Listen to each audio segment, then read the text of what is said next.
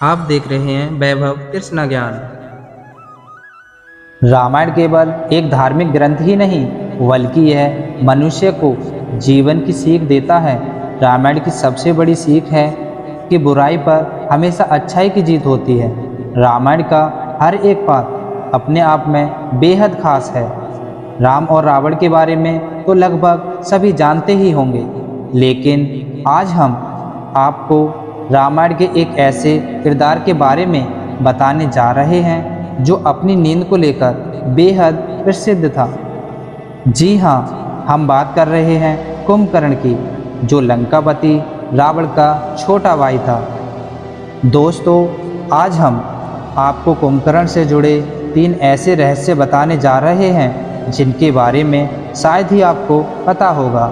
इस दौरान हम आपको यह भी बताएंगे कि कुंभकर्ण ने अपने भाई रावण को भगवान राम से क्षमा मांगने के लिए क्यों कहा था। तो चलिए शुरू करते हैं। पहला रहस्य, कुंभकर्ण को सोने का वरदान कैसे मिला।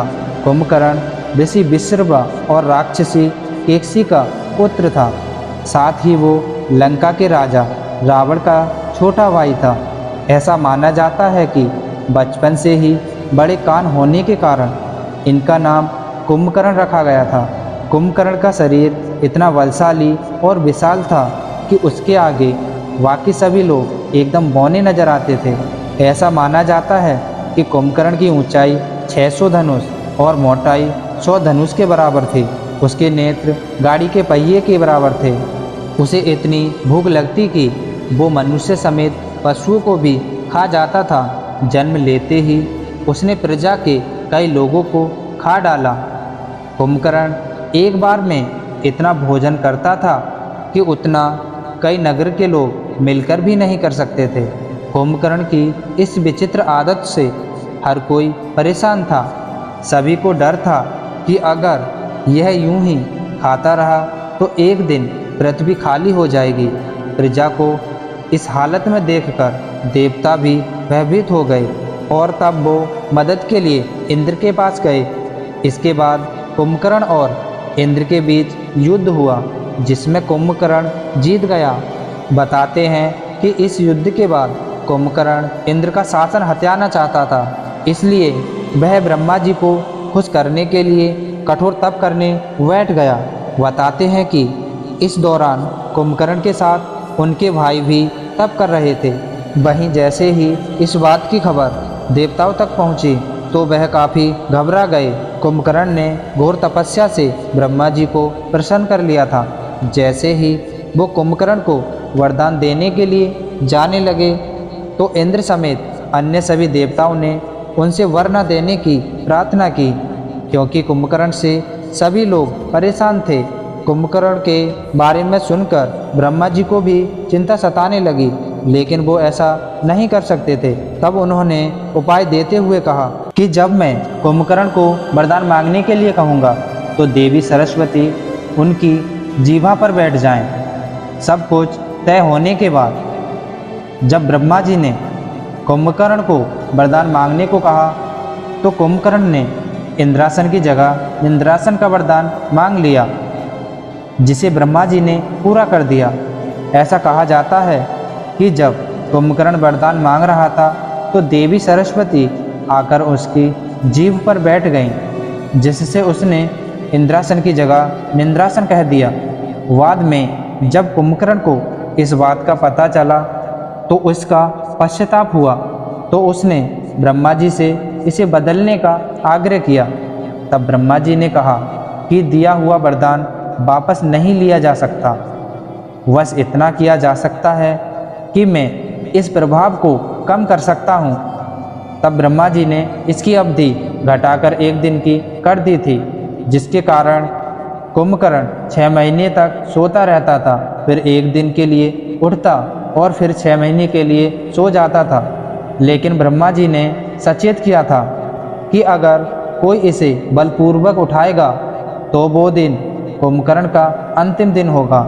दूसरा रहस्य, कुंभकर्ण ने रावण को युद्ध रोकने के लिए क्यों कहा था। बताते हैं कि जब भगवान राम और रावण के बीच युद्ध चल रहा था, उस वक्त भी कुंभकर्ण गहरी नींद में सोया हुआ था। उसे कोई खबर नहीं थी कि लंका में क्या चल रहा है। वहीं जब युद्ध में लड़ते लड़ते रावण की सेना धीरे धीरे मरने लगती है तो रावण की चिंता बढ़ जाती है। तब वो कुंभकर्ण से मदद लेने का निर्णय लेता है, लेकिन कुंभकर्ण तो अभी भी गहरी नींद में सोया हुआ था और उसके जागने का समय भी नहीं आया था। तब मजबूरन उठाने के लिए अपने सैनिकों को भेजता है। आदेश मिलते ही सेना के लोग हाथों में भाला, तलवार और सीढ़ी लेकर कुंभकर्ण को जगाने के लिए पहुंच जाते हैं। पहले कुछ लोग सीढ़ी की मदद से कुंभकर्ण के शरीर पर चढ़ते हैं और उसे उठाने के लिए ज़ोर ज़ोर से कूदते हैं। वहीं कुछ लोग उसके कानों पर ढोल नगाड़े भी बजाते हैं। भाले की मदद से भी कुंभकर्ण को उठाने की कोशिश भी करते हैं, लेकिन कुंभकर्ण पर इसका कोई असर नहीं होता। वो तो गहरी नींद में सोया रहता है। एक के बाद एक सारे सैनिक असफल होने के बाद रावण के मन में एक ख्याल आता है कि क्यों ना इसके लिए स्वादिष्ट पकवान तैयार किए जाएं, क्योंकि कुंभकर्ण खाने का बेहद शौकीन था। बस फिर क्या था, कुंभकर्ण के लिए तरह तरह के भोजन तैयार किए गए। भोजन तैयार होने के बाद उसे बड़ी बड़ी थालियों में रखकर कुंभकर्ण के पास पहुंचाया जाता है। जैसे ही सेवक कुंभकर्ण के आसपास स्वादिष्ट भोजन लेकर घूमते हैं तो धीरे धीरे उसका असर दिखाई देने लगता है। खाने की सुगंध जैसे ही कुंभकर्ण की नाक तक जाती है तो वो कुछ ही देर में उठकर बैठ जाता है। उठने के बाद सबसे पहले कुंभकर्ण भरपेट भोजन करता है और फिर वो अपने भाई रावण के पास पहुंच जाता है। रावण कुंभकर्ण को बताता है कि उसका राम के साथ युद्ध चल रहा है और उस युद्ध में उसके कई शक्तिशाली योद्धा और सेना मारी जा चुकी है।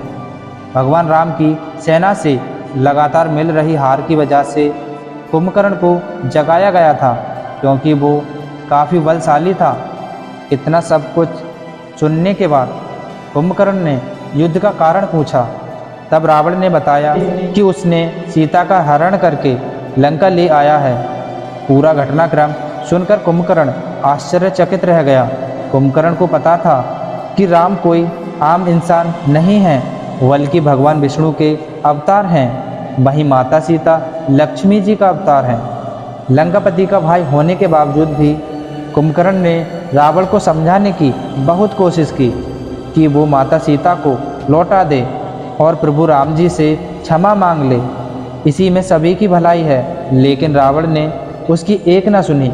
कुंभकर्ण की बातें सुनकर रावण को बहुत क्रोध आया और उसने कुंभकर्ण को धर्म नीति का पाठ पढ़ाते हुए कहा कि यह युद्ध विपत्ति की घड़ी में जो अपने भाई का साथ ना दे, उससे बड़ा पापी और नीच कौन होगा। लाख समझाने पर जब रावण नहीं माना तो कुंभकर्ण अपने भाई की आज्ञा लेकर कहता है कि मेरी मृत्यु तो निश्चित है और अगर वो भगवान के हाथों हो तो इससे बड़ा सौभाग्य क्या होगा। यह बोलकर कुंभकर्ण रणभूमि की ओर चल देता है। तीसरा रहस्य, मरने से पहले कुंभकर्ण ने विभीषण से क्या कहा था। कुंभकर्ण राक्षस होकर भी राम जी की माया को जानता था। उसे मालूम था कि भगवान राम से युद्ध करने का कोई मतलब नहीं है। इनसे युद्ध करके राक्षस जाति का विनाश तय है, लेकिन बड़े भाई की आज्ञा के विरुद्ध जाना भी उचित नहीं था। जैसे ही कुंभकर्ण युद्ध भूमि पर कदम रखता है तो उसके विशालकाय शरीर को देखकर वानर सेना में हड़कंप मच जाता है। सभी वानर इधर उधर भागने लगते हैं। जब इस बात की खबर कुंभकर्ण के भाई विभीषण को पड़ती है तो वो कुंभकर्ण के पास जाता है। विभीषण उसे धर्म नीति समझाते हुए वापस लौटने को कहता है, लेकिन कुंभकर्ण तो अपने बड़े भाई की आज्ञा का पालन करने आया था। वो कहता है कि जो भाई कुल और देश के परिस्थितियों में मुख मोड़ लेता है तो उससे बड़ा नीच कौन होगा। लेकिन कुंभकर्ण अपने भाई विभीषण से कहता है कि तुम अपने धर्म का पालन करो और मैं अपने धर्म का। आखिर में कुंभकर्ण अपने भाई विभीषण से विनती करते हुए कहता है कि मैं जानता हूँ कि मेरा अंत होने वाला है और राक्षस कुल में बस तुम अकेले ही चिरंजीवी बनोगे, जिसको ब्रह्मा का वरदान प्राप्त है। मेरी अंतिम इच्छा यही है कि तुम अपने वंश का अंतिम संस्कार शास्त्रों की नीति के अनुसार करो। यह सारी बातें करने के बाद कुंभकर्ण लड़ने के लिए आगे बढ़ता है और वानर सेना को अपने पैरों तले रौंदता चला जाता है।